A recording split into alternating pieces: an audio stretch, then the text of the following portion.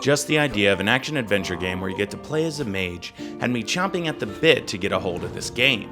Running around an undiscovered world, slinging spells and completing quests is what video games are all about.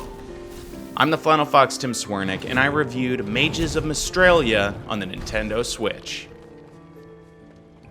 Long before your time in Mystralia, a mad, untrained mage king let the magic consume him and committed heinous acts.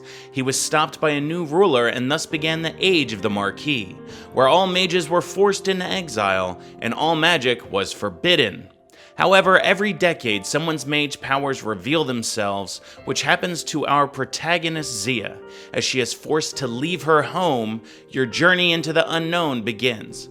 With the guidance of a very average mentor, you will work to hone your powers and fight the prejudice against your newly discovered self, which they show you with open disgust, as they'll either refuse to talk to you or run away in fear, or eventually just try to kill you.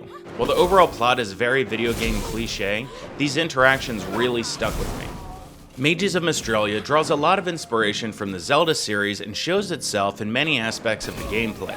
As a third-person action-adventure game, your spells will be your weapons and tools to manipulate the environment at your will. With many enemies to defeat, as I played at the Archmage or medium difficulty, there was enough challenge to keep me on my toes, and I died more than I expected to in this cute, mysterious world.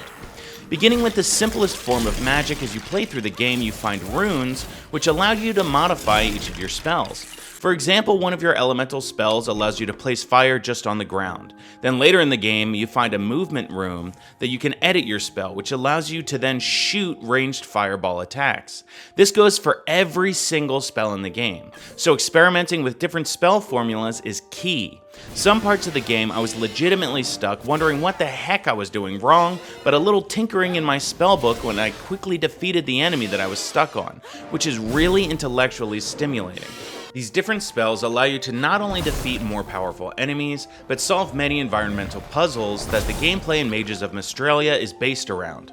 These puzzles aren't incredibly tough, but they're fun to work through, and utilizing classic Metroidvania elements, it's very fun to return to a previously played section of the map with a new skill and blast open a new trail to explore.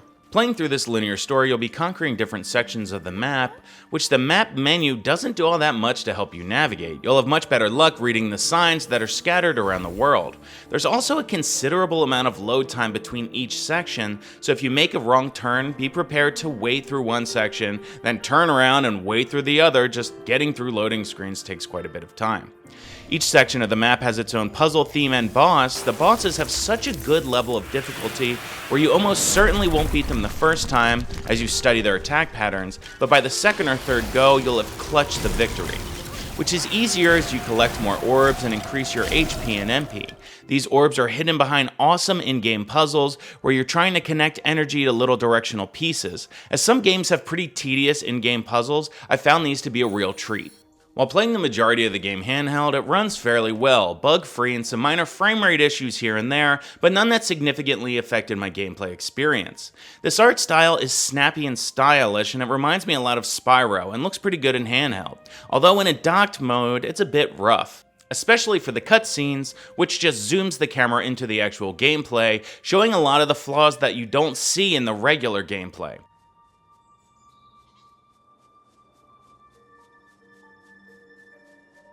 Mages of Mystralia is a great action-adventure game that continued to impress me as the systems went deeper and deeper. The combat and the puzzles really provided substance along with this great stylistic 3D art style. The story was certainly a weak point for me, and the sections between the action-packed and closed sections of the game felt a little too drawn out. But overall, I truly enjoyed my time in Mystralia with solid combat, intriguing customization, and some of the best environmental puzzles I've played outside of a Zelda title. That's why I'm giving Mages of Mystralia on the Nintendo Switch an 8 out of 10. If you enjoyed this video game review, please subscribe to my YouTube channel, The Flannel Fox. Follow me on Metacritic and Twitter at TheFlannelFox, and on Instagram, TheFlannelFoxGamer. Be sure to follow and subscribe, because the more followers and subscribers I get, the more codes I get, which means I make more videos.